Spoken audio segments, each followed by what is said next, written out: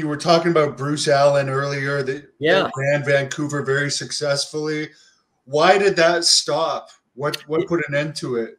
You know what brought an end to it was when my dad had sold the promotion to WWE.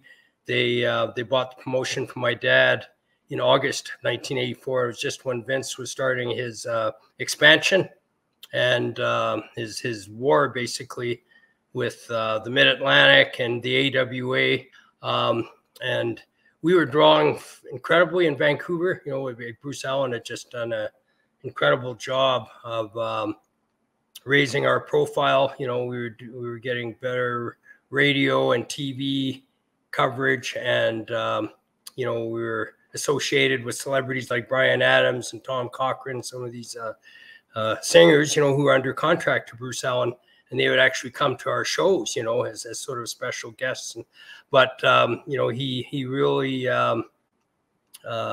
did just a tremendous job of promoting our shows, and we were drawing incredibly, you know, in Vancouver and Victoria, and we were in a really good position there. But unfortunately, in Calgary and Edmonton, our promotion had really caved in. It had bottomed out after Ed Whalen had quit the show. Like this angle that they did with the Stomper in Bad News Allen, and the Boxing and Wrestling Commission suspended my dad's license and closed my dad's promotion. And when Ed Whalen resigned and walked off the show, you know, saying that wrestling had become too violent and too distasteful, and it was really just because the angle had gotten over so well with the Stomper and Bad News Allen. But you know, and the commission then suspended Bad News because he had hit a fan in the crowd, and the place had kind of rioted, had gone nuts, you know, and the Stomper, you know, went berserk, you know, after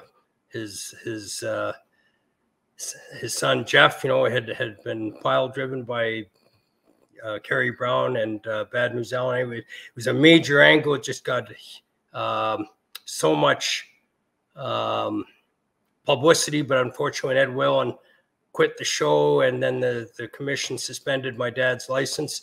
Our business went down for the next 6 months, and it was really unfortunate, you know. And my dad had just become so weary of losing money then in 6 months. And this replacement they brought in for Ed, he was Sam Menaker, who had been an experienced announcer in Indianapolis and even Australia, and he'd actually hosted my dad's show in the late 50s, early 60s. But when we brought him back in 1983, he just sounded terrible. He was old. He couldn't remember the wrestlers' names, and you know, and his speech was really slow and repetitive, and he couldn't keep up with the moves of the action. And I think all those factors kind of killed the TV show and our drawing power, you know, in Alberta and Saskatchewan. Yet in Vancouver, we were on fire, you know, and I think those were the key decisions my dad made to, you know, sell a promotion. And I don't think he really wanted to compete with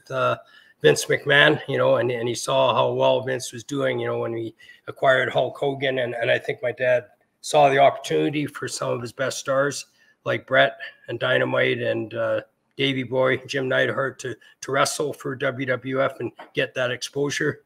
So he sold the promotion to WWF, and that kind of ended the partnership with Bruce Allen, which was unfortunate, because if that hadn't happened, you know, maybe we could have risen above, you know. And I don't know if we could have only recovered after what had happened in Calgary and Edmonton. But it was kind of a domino effect, you know, when the commission censored our wrestling so much, and the media backlashed the promotion, and you know, Bad News Allen was described as out of control, and you know, and he was going too far. Like, he was using a fork in the ring and bloodying up guys and fighting outside the ring, and often wasn't doing what he was told in the ring. And he had drawn so much negative publicity, you know, from the media and from the Boxing and Wrestling Commission, but they overzealously, though, suspended my dad's license as a result, you know, and it just kind of killed our promotion, you know. And I don't think Stampede ever really recovered from that. You know, even when we opened back up in the mid 80s with Owen and Chris Benoit and Brian Pillman and kind of a new wave of stars, it never fully healed or recovered, you know, from that period in late 1983. So, you know, it was kind of a tragic chapter really for the Stampede promotion and my dad, you know, but there's undeniably, though, so much potential in the partnership with Bruce Allen. And maybe if he could have launched Vancouver and the West Coast so successfully, he might have been able to do the same thing here, you know, given a period of time. But you know, unfortunately, my dad made the decision to sell the promotion to the WWE. And that's another story in itself because, you know, Vince never paid my dad what he was supposed to. You know, he was supposed to pay him, I think, $1 million for the rights to the promotion, the TV rights. You know, they basically got the TV slots that Stampede Wrestling was on and got all of my dad's rings and really just the empire, you know, because we had a huge promotion that ran all the way from Vancouver to, you know, Winnipeg, you know, in parts of Montana. So, you know, so by them kind of taking over from the Stampede promotion, we had already established really good wrestling here. And then, you know, he took our best stars, right? He took the Bulldogs, he took Brett and Jim. And then years later, you would take Honky Tonk Man, Bad News Allen, Owen, you know, and others. So, but, you know, they never honored their agreement. You know, they only paid my dad, I think, like $50,000 for initial down payment for the sale of the promotion and nothing after that, you know. So in a sense, we got screwed in different ways, you know, on the sale of the promotion.